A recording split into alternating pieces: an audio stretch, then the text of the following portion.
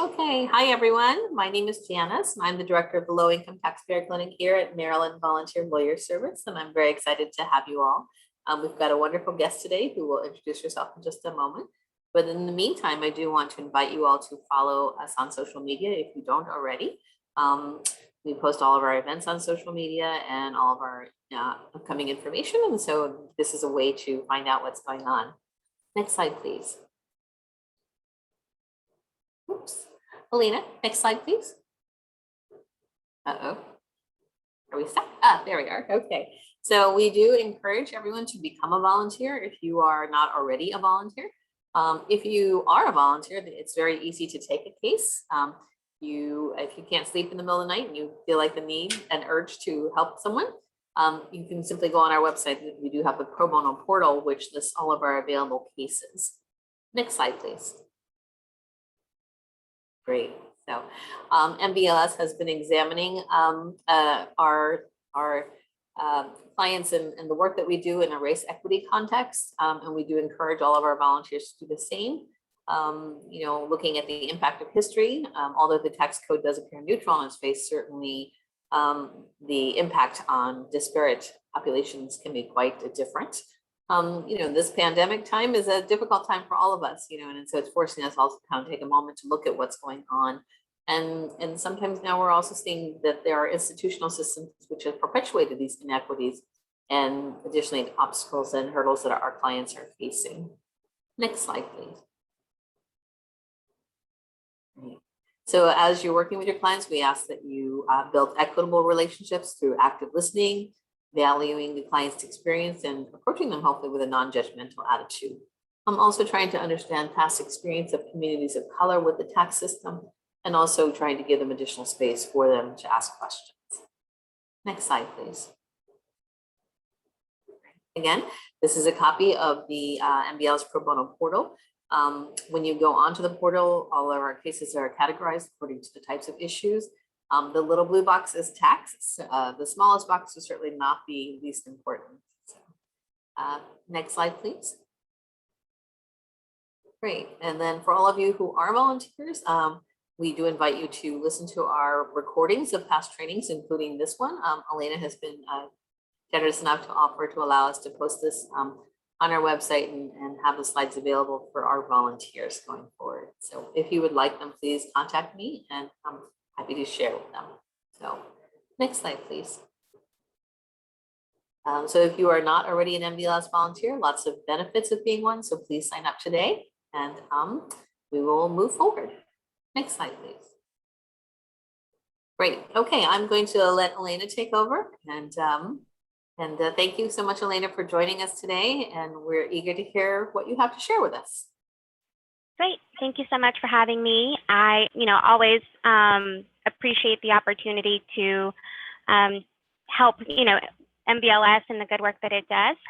So today I'm going to be just giving a quick overview of some of the common issues that I see in the District of Columbia. And so the title of today's presentation is Tax Advocacy in the District of Columbia. And my name is Elena Fowlkes. I am the Taxpayer Advocate at the Office of Tax and Revenue in the District of Columbia. And today's agenda, I just want to go over quickly some common issues, some tools and resources that are available to the people who are working on District of Columbia tax issues, some contact information that might be useful for you all, and also I'll give you guys an opportunity to ask some questions. So common problems, especially when it comes to the low-income tax community, include refund denials and delays. We get a ton of questions about, where is my refund? Why is my refund taking so long? I need additional guidance or information surrounding kind of the refund denial process and the income verification process that could lead to these delays. Also, there's a number of non-audit adjustments that are made in the District of Columbia. These could include non-filer assessments, federal adjustments. Somebody might get a notice of correction and not know what that means. And also issues reporting self-employment income, which is a little different in the District of Columbia. And then, we'll go over briefly some of the collections issues that you guys might be interested in learning more about. And today's webinar, I'm just going to give some high-level information and do a quick overview. So if you have more specific questions, or you need more specific information, or you have something weird and you need assistance, or you have a specific client that you are working on a case for and you have questions, I will certainly provide you my contact information so you can reach out to me and I can give you more targeted information one-on-one.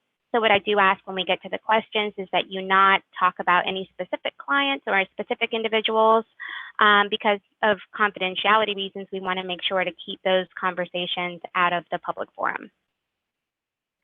So when it comes to refund delays and denials, a lot of times a taxpayer was selected for verification and did not respond or did not provide sufficient information. So what this means is that they were essentially caught up in the net of our fraud detection system. So the fraud detection system is looking for things like, is there something different about this filing than previous years? Is there, a different name or a different address or a different bank account that suggests that this might have been filed fraudulently? And for those that kind of get caught up by our fraud filters, what happens is that they get sent a letter, and the letter will say something like, you need to provide documentation that verifies your identity or your income or your expenses.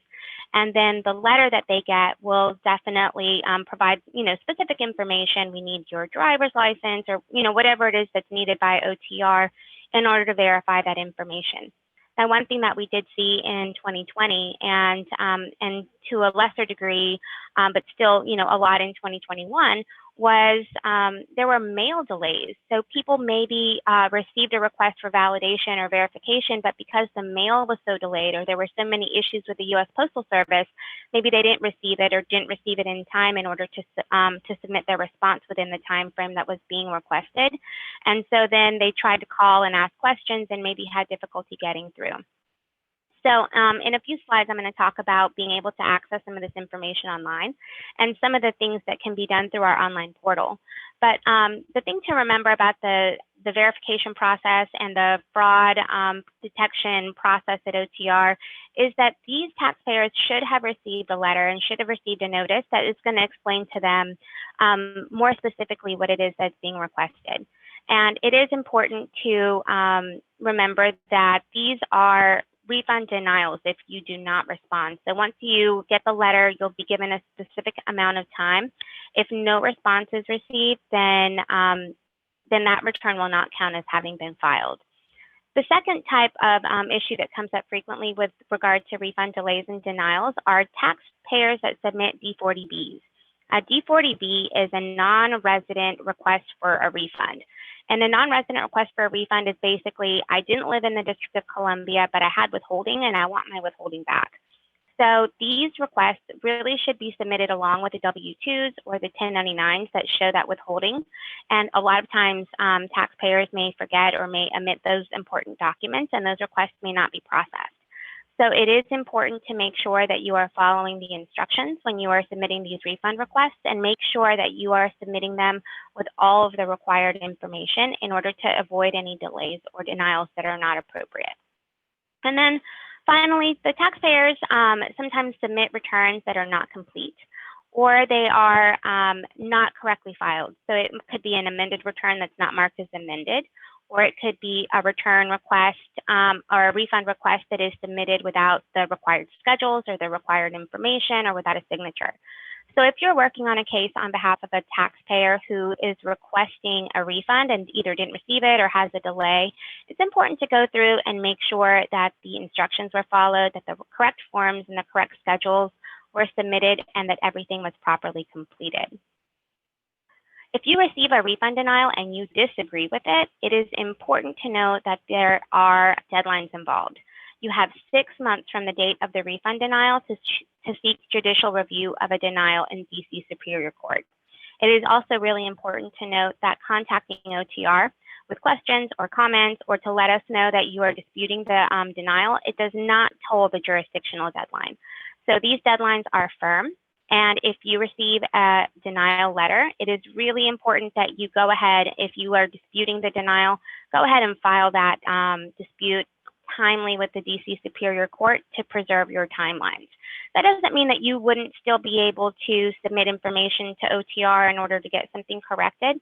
But if you think that you're working with someone at OTR and then the adjustment doesn't get made, your window could potentially close. And you don't want to run into the issue of having a jurisdictional deadline lapse if you are trying to work on a case where you believe that the refund should have been issued. A second issue that we see a lot of that you should know how to resolve is a non-filer assessment. Non-filer assessments are made when the District of Columbia believes that you had a filing obligation in DC, but doesn't have a return on file for you. So like I was mentioning in the first screen, if you had filed a return and then you didn't respond to a verification letter, there is a potential that that return was reversed. And if a return is reversed in our system, it means that there's no return on there for you. So there is a potential of receiving a non-filer assessment, even though somebody thought that they submitted a return. So one of the questions to ask is, did you file a return for that year? Did you verify the return if verification was requested? Alternatively, if somebody didn't live in the district that year, we get a lot of questions about, why am I being assessed as a non-filer? I didn't even live in the district that year. What happens is maybe they moved into the district the following year, or they have a mailing address that for whatever reason they're using that has the District of Columbia address on it. And what we receive is a compilation from the IRS that says, here's a list of people that filed federal returns with a DC address, have a great time. And so that is one source of this information that we use, is information from the IRS regarding filing addresses. We also get information from the W-2s and 1099s. So if this information is coming across with a DC address, there is the potential that you could get caught up in this process and be deemed to be, to have a missing return because we think that you had a filing obligation. So in order to answer the question, did you have a filing obligation in the District of Columbia? Ask yourself, or whether your client was a domiciliary of the district during the period in question. If a person was not a domiciliary of the district, meaning that their legal resident was not in the District of Columbia and it was in another state, then they can respond to the notice with documentation that shows their state of legal residence. And that might be another state's tax return, other proof of address, such as, here's a copy of my signed lease with my name on it showing the dates, or maybe other documentation that that you have that shows exactly where somebody lived during that year. And just as a tip for practitioners, it is really important to make sure that that the documentation that you provide shows the full tax year. From time to time, we'll get things from people that show, 3 months or 4 months of the year, and that's not going to be sufficient to show that they didn't have legal residence in the district during the tax year. They need to show documentation about their legal residence for the entire year. And if somebody moved to DC in the middle of the year, then consider the possibility that they should have filed a part year return, and that, it is important that they respond to the notice with a true return showing the dates of residence, because that will allow them to minimize the amount that they could potentially owe. Now, there are notable exceptions about who has to file when it comes to the military, as well as some members of our government, such as congressmen and their staff.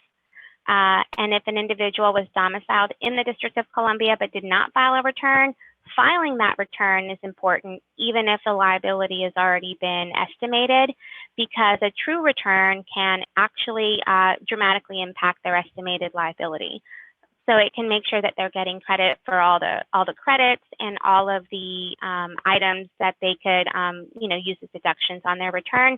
And also, it would give them credit for either taxes paid to another state or for any part year residency issues.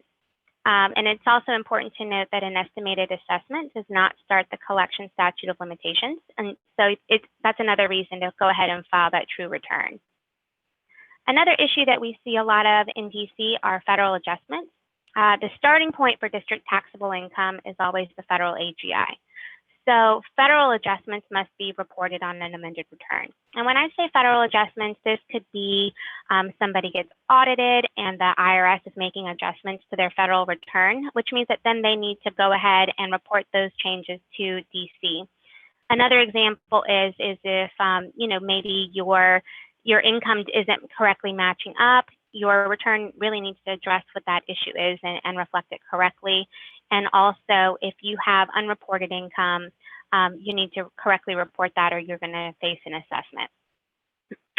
So even though the IRS is reporting these changes to the district, it is important for the taxpayer to still amend, because failure to amend will suspend the assessment statute of limitations. And a federal adjustment also, it's not just, reporting a liability or an additional amount you have to pay, but it could also open the window for requesting a refund for 180 days from the date of the adjustment.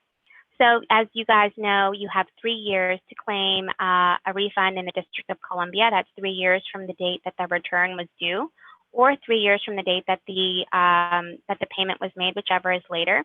But if that time has lapsed, this is one option for opening that window back up to report that federal adjustment and to make that claim within 180 days. And I'll just make a note that DC does not allow for refunds for state adjustments, just from those that are made by the IRS or by courts. And you can find this information in DC Code Section 47-4304. Another item that I get a lot of questions about is the notice of corrections. So the notice of correction is a form that you'll get mailed out from the DC Office of Tax and Revenue that just will have a line-by-line comparison of, this is what you said on your return, this is what our systems determined to be correct. And these can be made for a number of reasons. And an example is your withholding was misreported, or we have recalculated your credits, maybe you missed a schedule, or maybe you're not eligible for a credit, or you miscalculated your credit for some reason, or you have overclaimed or underclaimed an estimated tax payment. So if you have a taxpayer or somebody that you're working with that received a notice of correction, it's really important to review the taxpayer's documentation, the return that they filed, and their history of making payments, as well as the eligibility for certain credits, to determine if the return position requires an amendment. And if a notice of correction is received and you want to go ahead and make a correction, you can do that via an amended return. And if you get a notice of correction and it just makes no sense whatsoever, and you have no idea why that correction was made or where it came from, you should call and get more information from our customer service department at 202-724-4TAX. Another item that I wanted to just highlight is that you guys all need to know that in DC, reporting self-employment income can be a little complicated, in that all income related to a trade or business where the gross income from district sources exceeds $12,000 must be reported on an entity level return. So this would be the unincorporated franchise tax return, Form D30. And that means that if a taxpayer files their federal return and they are claiming Schedule C income and or income from things like a rental or a lease of real or tangible property, that these are not being passed through on their individual returns. They are actually reported separately on a D30. And just because they're filing a D30 doesn't mean that they, might not have obligations to file other things, such as they could have an obligation to file a partnership return or an individual tax return if they're DC residents. So it is really important to read through the requirements and the instructions on these booklets in order to know exactly what is being required. But a mistake that I see fairly frequently are returns that are incorrectly reporting self-employment income. If somebody drives for Uber, or they're taxi drivers, or they have some kind of small business or self-employment income, they really do need to be filing those entity level returns in the district. And those are going to really make a difference, and will also impact the availability of a certificate of clean hands. So if somebody is trying to do business in the district, and I'll get to this in just a moment, they may be required or be requested to file a return, even if they're under that filing threshold for purposes of clean hands. And there is a minimum tax due on the return. So there's a $250 gross receipts, $250 minimum tax due for gross receipts under $1 million, $1,000 minimum tax due for gross receipts greater than $1 million. And so those gross receipts are going to be determined without the deductions or expenses. And that is kind of the basics of the reporting of the self-employment income. And if you have issues with this or you have more specific questions, feel free to reach out to me and I'm happy to run you through it and to provide you some additional information or links to tutorials. So with regard to the issues that are related to collections, a lot of times we get questions about requesting an abatement of penalties and or interest. So the standard in DC for the abatement of penalties is reasonable cause. And reasonable cause is essentially, did you do everything in your power to meet your due diligence to, plan for your tax liability? If I get a request for an abatement of penalties and somebody says, well, I didn't know that I owed, that's generally not going to be sufficient to establish reasonable cause. So you have to make sure that you are articulating exactly what it is about this situation, about the taxpayer's efforts to meet those obligations, to show that they did everything within their power and to make this request. Anytime that you're advocating for somebody on at least on the state level, it's really important to make as clear and concise and as powerful an argument as you can. And a lot of times that's going to be providing, the good information from the beginning and making as strong a case as you can from the very start. With regard to the abatement of interest, in the District of Columbia, we have a statutory basis for the abatement of interest, and that's essentially, did the district make a mistake? So if somebody, has an error, they filed a balance due return, or even if they're, facing a hardship, that is not going to justify an abatement of interest. You're going to need to show where the district, miskeyed a return or made some kind of an error, and you want to be able to clearly show that to support your request. The next item is an offer and compromise. It's important to note that in DC, the offer and compromise is statutory, but there are two bases of relief. It is doubt as to collectability and doubt as to liability. We don't have a basis for the effective tax administration. So it is important when you file an offer and compromise in the district to clearly lay out your argument and all your supporting information, to complete all of the required documentation, and to offer third-party documentation for all of your expenses. So you want to put forward as clear and as concise an argument as you possibly can. In DC, the offer and compromise goes to our collections division, and the collections division will make that first. We'll do the first review and take into account all of the information that was provided. And then if it is denied, you can request a reconsideration, and the reconsideration will come to the Office of the Taxpayer Advocate. However, it is not the Office of the Taxpayer Advocate that ultimately makes that decision. What we do for the offer and compromise appeals for those denials is that we reach out to the taxpayer, we work with them to determine what helpful information they have or what additional information that they can provide to support their case. And then we will either work with the administrations in order to make sure that they're considering it correctly, or we will present it to a settlement board. And the settlement board is who will vote on that ultimate relief.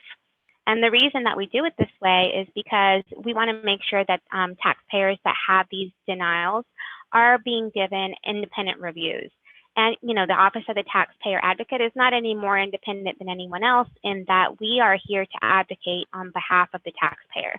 And so we want to make sure that they're getting a fair shake, but also that the process is as fair and consistent and transparent as possible.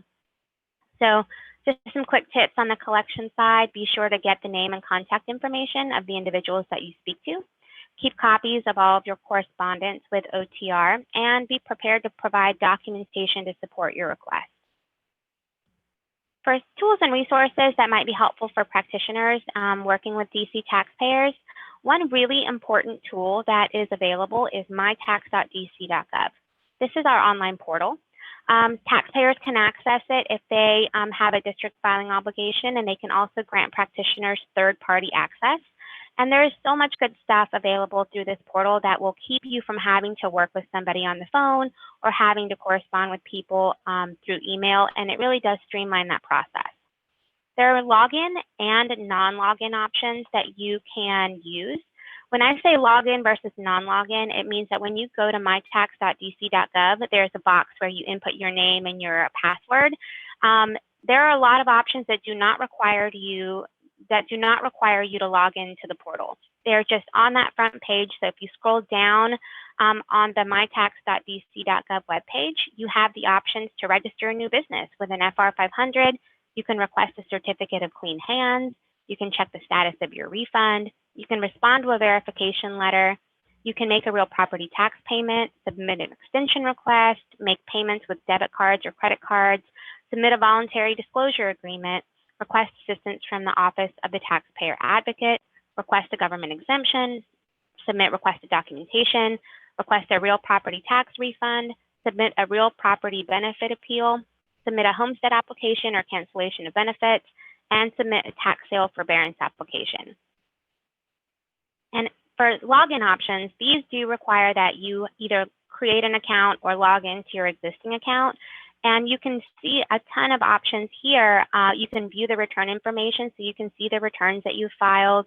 You can view letters that have been sent to you by OTR, which is a great option if there are continuing issues with U.S. Postal Service. You can view your 1099-Gs. You can request a payment agreement and see what your payments would be. You can search submissions that you have already sent to OTR. You can send us secure messages. You can update your personal or business information. You can allow access for personal representatives. You can request refunds, close your account, request penalty waivers. And if you have a business account, you can also add or change officers for a business. Now, the reason that I want to bring this up to everybody here is that now that we're starting to get into tax season, sometimes the hold times may be really long and it might be difficult to get information. It might be difficult to get through to a representative. But I want to make sure that you all know that there are ways to communicate with OTR to show that you are trying to reach us or acting in good faith. And there's a lot of options that you can take advantage of that do not even require getting through on hold or talking to somebody one-on-one. And so if you can kind of skip the line and do this through a self-service option, it is always going to be a better option. It's faster and it's also more secure. Additional resources, of course, you've got the DC code. The DC code will always trump anything that anybody tells you on the phone. So, you can always check out that, and the website is on the screen. The DC Council website is available as well. That's important if you are interested in some upcoming policy changes or to do a deeper dive on existing legislation. The OTR website is at otr.cfo.dc.gov, and you can find more information as well as copies of forms. You can follow us on social media at MyTaxDC. If you have questions, you can shoot us a message on Instagram or Twitter, and you can get some answers to quick questions that way. And you can also see any important updates and press releases are connected to in that way. And then for the DC Office of the Taxpayer Advocate, you can find information including the Taxpayer Bill of Rights in English and in Spanish on taxpayeradvocate.dc.gov.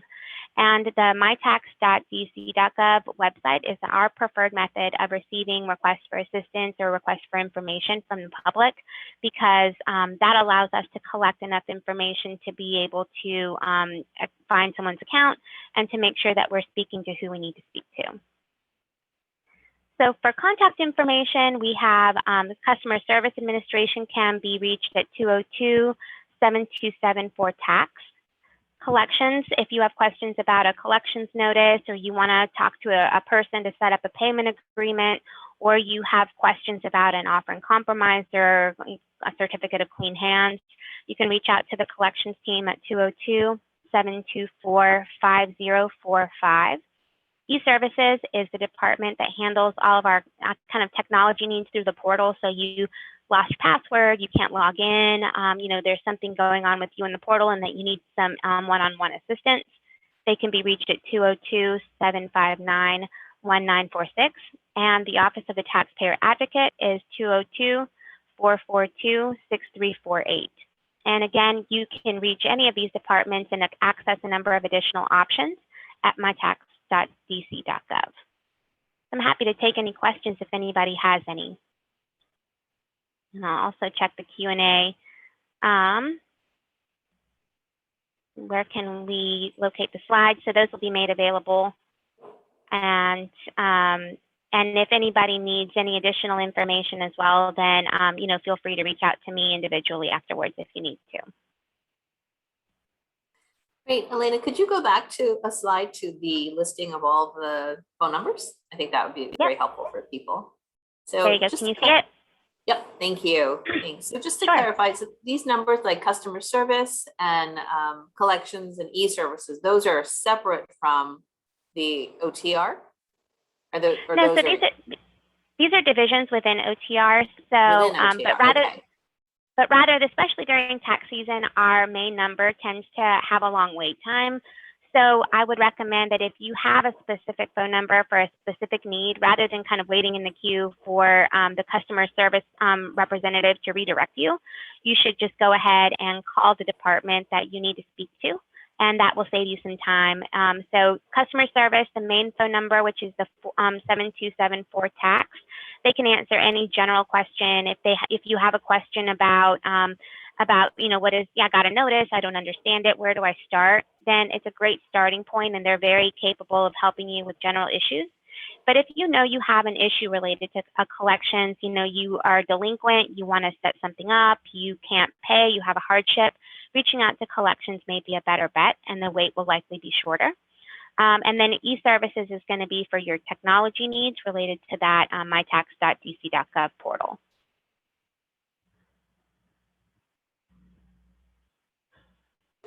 And someone mentions that there's a specific tax practitioner line, and but that's separate from the OTR. Is that right? Sure. And so I didn't put that in the slides. I do see somebody has put that into chat. So that's 202-727-1435. And I thank you for putting that into the chat. That's really helpful. And someone wants to know, what is my email address? So you can reach the Office of the Taxpayer Advocate at taxpayeradvocate@dc.gov. And, or you can reach me individually at elena.fowlkes@dc.gov, and I can put that in the chat. If I can, let me see, put it in the chat here. Great. And if there are any additional questions, I'm happy to answer them as well. Okay, great. So this is an opportunity, everyone, to go ahead and please, if you have questions, additional questions, please put them in the Q&A box or the chat box, and we'll try and get to them. I think Elena is putting in her email address now, so that you will have access to her as well. My experience with Elena is that she is extremely prompt in responding, so that's great that she's so accessible. I do want to caution people certainly that as we get into tax season, that may not be quite so, may be a little bit more challenging for her to respond to everybody immediately. But I do know that Elena works very hard to try to get back to people as quickly as possible. So, great. And on that point, I just want to clarify kind of our role as the Office of the Taxpayer Advocate. We're really here to be facilitators. So, I think that sometimes people might be frustrated because they have a problem that I can't fix. But, what I really am committed to making sure that your problem gets to the right person. And if there's someone else that needs to fix it, I definitely will get, your case and your request in front of them. And if you have continued difficulty in getting your problem resolved, certainly let me know so that I can get involved. And one of the things that we really like to do in the Office of the Taxpayer Advocate is work on systemic advocacy. So if there's an issue with regard to a policy or a form or a process that our computers do or our interpretation of a statute, reach out to me and let me know, and let's have a conversation about it. And I definitely want to see how I can help to improve the system overall for everybody. And so, if you have concerns or you have needs, then I always want people to reach out and, to let me know so that we can be partners in helping the taxpayers together.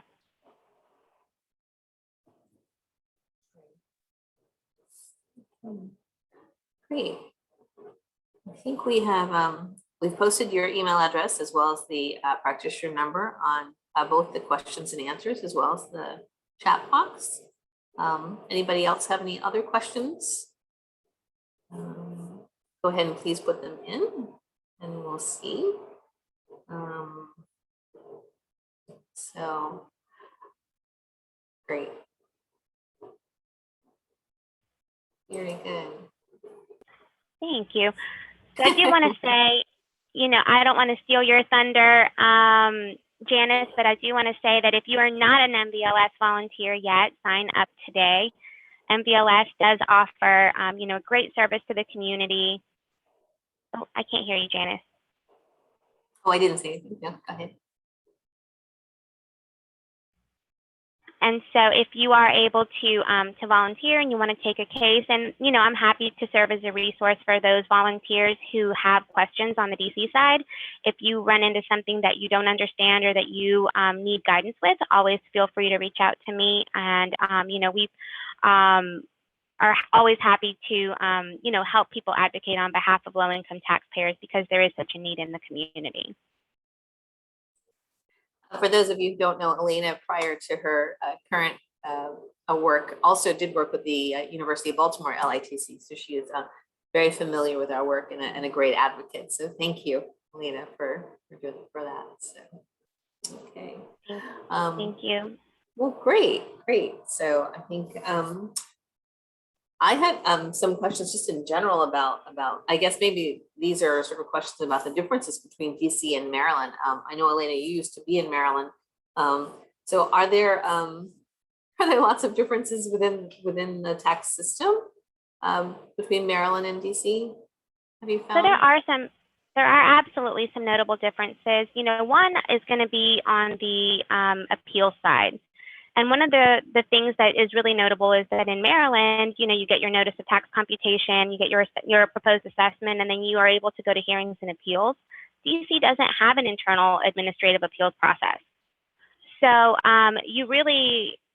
it's a little bit less intuitive to try to dispute something administratively in the District of Columbia. So we are in the process of putting together something that is a clear pathway for people who dispute assessments before it goes to court. So, you know, this is a work in progress, but we certainly are committed to providing an independent avenue for people to file their disputes before they have to go to court, before they have, you know, to go either Superior Court or the Office of Administrative Hearings. So that is one notable difference between DC and Maryland. And another is, you know, really just the impact of the DC Home Rule Act on taxation. So in DC, there's a congressional act that prohibits the taxation of non-residents. And so, you know, we can't tax non-residents. And that does mean that we are trying to capture different things on ND level returns. And also, you know, that there is just a different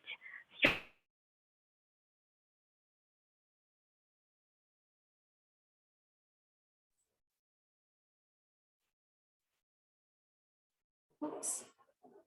So I'm not sure if this is happening just to me or to everyone, but Elena, you seem to have disappeared. So if you could repeat what you just said.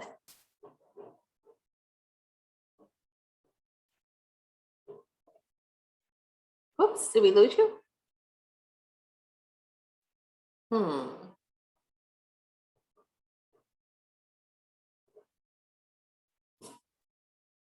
All right, so I'm not sure what's going on. Oh, she can hear us. You seem, on my screen, it seems like your picture is frozen. You're kind of muting and unmuting. Now you're muted. Oh, now you've moved. But you're still frozen. Okay, well, I'm not sure what's happening here. So anyways, I do want to thank Elena for joining us. Hopefully she'll come back, but if not, you know, I want to thank everyone for joining us today. I hope this was informative. Oh, she's going to leave and come back. We'll see. We had a bit of a problem earlier with some sound, and so which we were able to fix with her leaving and coming back. So, but in the meantime, I do want to thank everyone for joining us, and for asking any questions you might have. I think she's coming back. Oh, there you are. All right. So as I said earlier, the government computers really hate Zoom. Okay, great. Well, welcome back. Thanks for coming back. Sure. So I'm not sure. I think we might have lost the sort of the last part of what you were saying before about. So one other notable difference in DC is that we are both a state and local government as far as taxation is concerned. So we also handle the real property taxes. So that's just an interesting kind of piece that at OTR we're doing all of the income taxes, business taxes, excise taxes, but also those real property taxes. And so the reason that can be an issue is sometimes our income tax filing season and our real property tax filing season are overlapping, and that really can lead to some delays. So, but if anybody has issues with relation to the real property issues as well, then we can also offer, guidance and assistance on those matters as well. Oh, that's good to know. That's good to know, definitely. So, and now this position is actually fairly new, right? Prior to your joining, this position didn't even exist. So this is really a big help, I'm sure. Yep. So we were created in I guess we went live to the public in January of 2020, just before the pandemic shut everything down. So you're probably also learning sort of what it is that how you can help and where you can assist and where people need assistance. Absolutely. And sort of the processes for that. Yep, it's been a learning process for me, and part of it is figuring out exactly what the scope of what I can provide is and where I can be helpful. I definitely don't want to come in and add any additional delay to people that are making requests. And so one of the things I've learned as an advocate is that sometimes the answer is no, you can't help somebody, and it's the most helpful thing that you can offer them is a clear explanation as to why, so that they can kind of go down another path to get relief. But also to kind of figure out exactly where I can be of assistance and where I can push for changes and where I can push back internally to either push for legislative change or a policy update, or even update things like our tax forms to be more clear. And those are things that I really enjoy and I love being able to do. Is there a way what is the best way for someone to contact you or a practitioner to contact you if they have not necessarily a specific question about an individual client, but like a systemic type of change, kind of similar to the IRS has their SAMS system where people can, relate more of a systemic issue. Is there an email or so they contact you directly? Sure, they can log in through mytax.dc.gov, or not log in. They can access the mytax.dc.gov as a non-login option. So just navigate to the web page and click on request assistance from the Taxpayer Advocate, and that'll kind of give them some drop-down boxes to be able to input that information. And the reason that I prefer that is, if I ever go on vacation or if I'm not in the office, my staff will monitor that inbox as well, so that we can make sure to keep on top of all these requests. Alternatively, they can always just send me an email, and I had previously put my email into the chat. So if there is an issue, such as, the instructions say this, but we know that that's not accurate, then, please absolutely send me an email, and I can circle back with our forms departments or our policy leaders in order to make sure that, that we're offering correct and clear information that is consistent with our practices as well.